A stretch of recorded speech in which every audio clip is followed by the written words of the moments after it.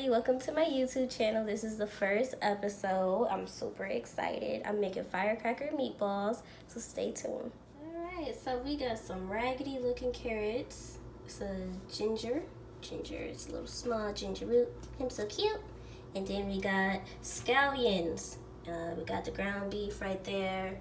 Still packaged, no cross-contamination, because we don't do that around here. That's ghetto.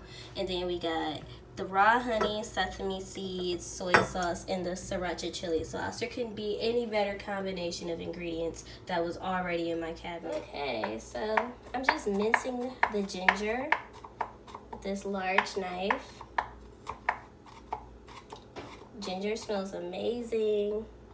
So we just cut it into these little chunks. It kind of looks like pineapple. It smells so good. I feel like the ginger that I'm slicing up right now is going to cure my flu. Thankfully, no one else is here because I live alone.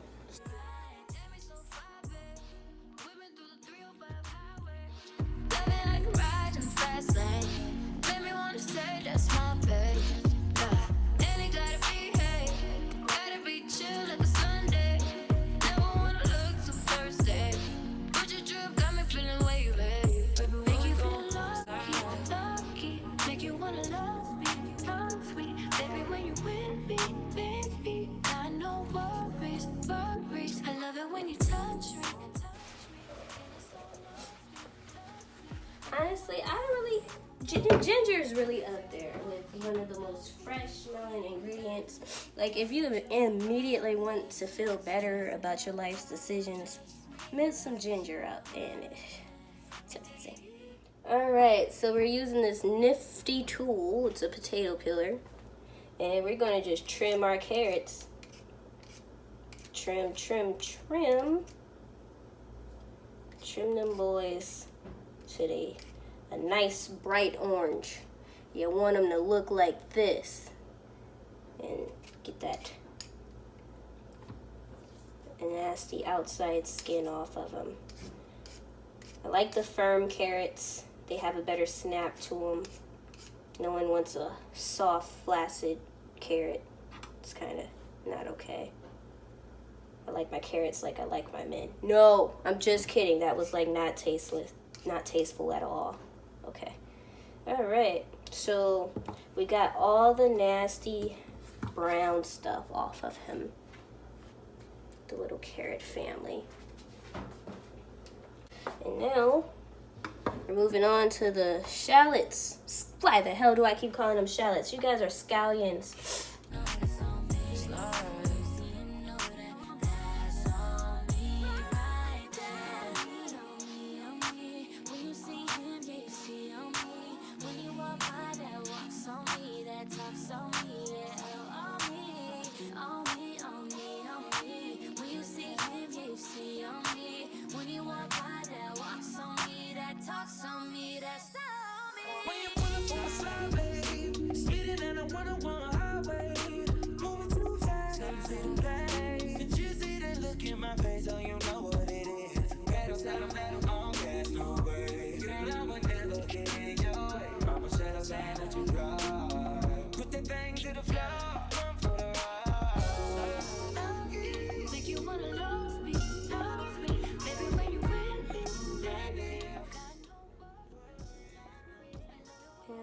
Just gonna peel and mince the ginger.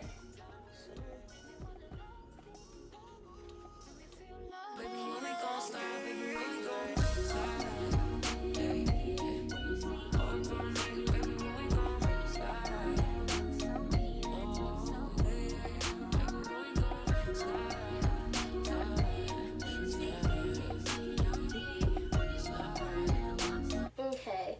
So off camera, I mixed the ingredients. It looks kind of gross right now. This is honey, mayonnaise, sriracha sauce, and soy sauce. And I think that's it. Oh, and sour cream, if I didn't mention that already. So I just mixed all those ingredients together. And now we're gonna officially mix them and make the sauce. It's kind of sticky. It looks really, really, really disgusting, but it's gonna turn out so good. So you want it to have this light color. It's like caramelized. It doesn't take very long to mix it. And this is about 2 servings, so this would feed 2 people. Of course, you would make a larger batch of sauce if it was more people. But yeah, so we got our carrots. They're not cut yet, but the scallions are cut. There we are. We mixed the sauce up.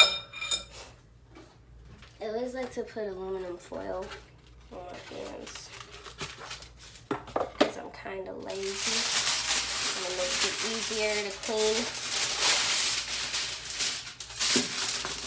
Looks smarter, not harder. I'm pretty sure everybody puts aluminum.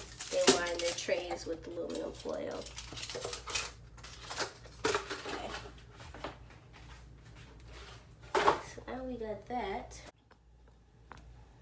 Okay, so now we're gonna cut the carrots into these tiny, teeny tiny diagonal pieces. They're really, really small, so I'm not sure how this is gonna work. I hate when we're apart, 'cause I love being around you, embraced all my flaws, when you didn't have to stay holding me down, even when I'm not around. When you see him, notice on me. When you see him, notice on me. When you see him, know that that's on me right there. When you see him, notice on me. When you see him, notice on me. When you see him, know that that's on me.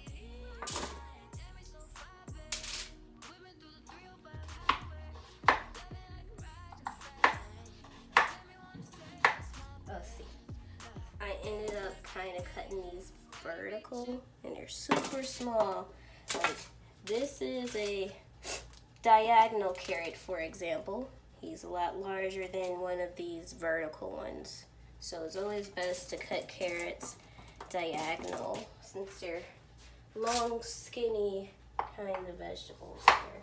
So you want to cut them diagonal for length, because it makes the plate look more aesthetically pleasing when they're shaped in a diagonal fashion as opposed to the round shapes. This is basically where I'm getting at. It's all based on preference, I suppose.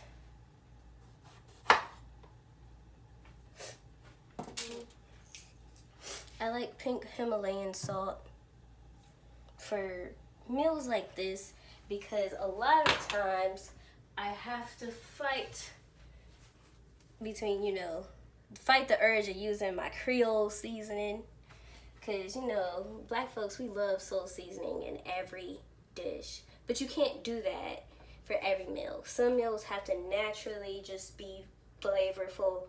As tough as that is, I'll put a little bit of this Creole seasoning in there, share just a little bit, just for the taste. But most importantly, we want to put our ground pepper.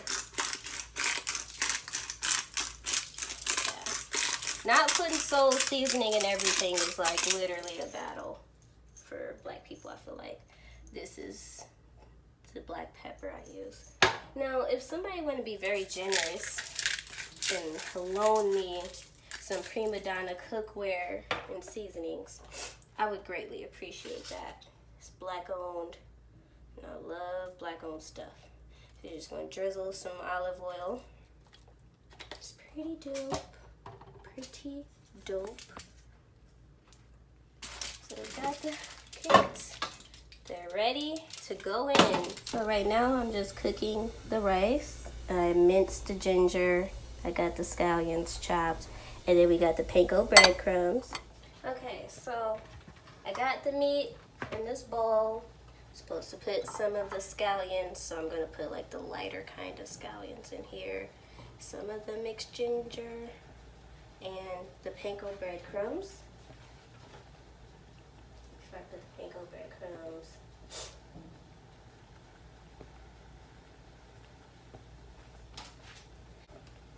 some of that soul seasoning, give it a little kick. I know it's uncultured.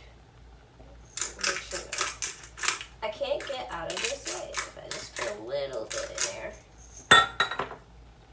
And then the pico crumbs. And we start forming those meatballs. So,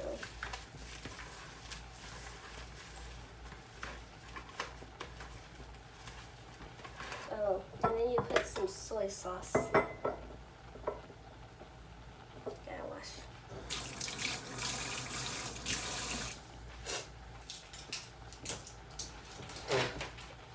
Okay, you put some soy sauce. Just a little bit of soy sauce in your mixture. You want to make sure you wash your hands. In between all of this.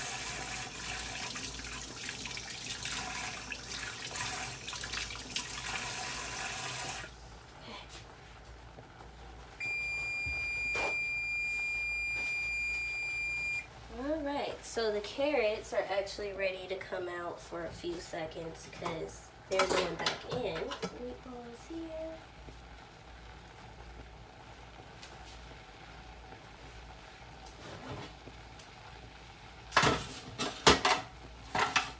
It's pretty darn hot. So those are the carrots.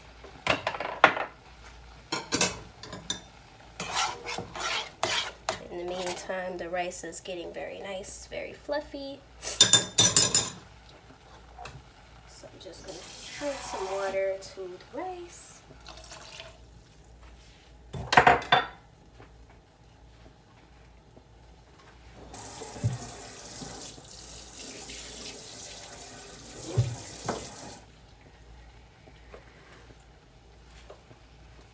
Alright. So we got the meatballs, and we're gonna just form a ball. I'm not the best at this, actually.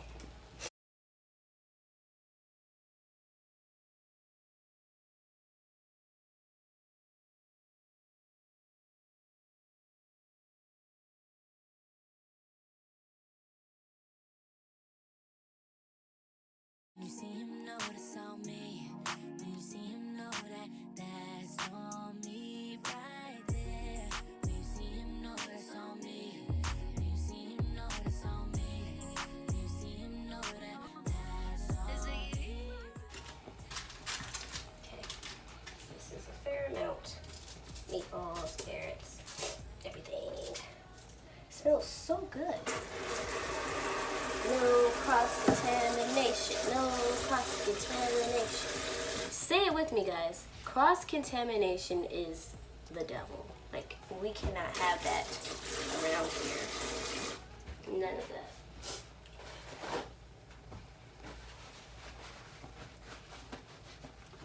Okay. And then, because cross-contamination so much, I end up with a lot of dishes to wash. But that is okay. I'd rather be stuck with a bunch of dishes than, you know, E. coli.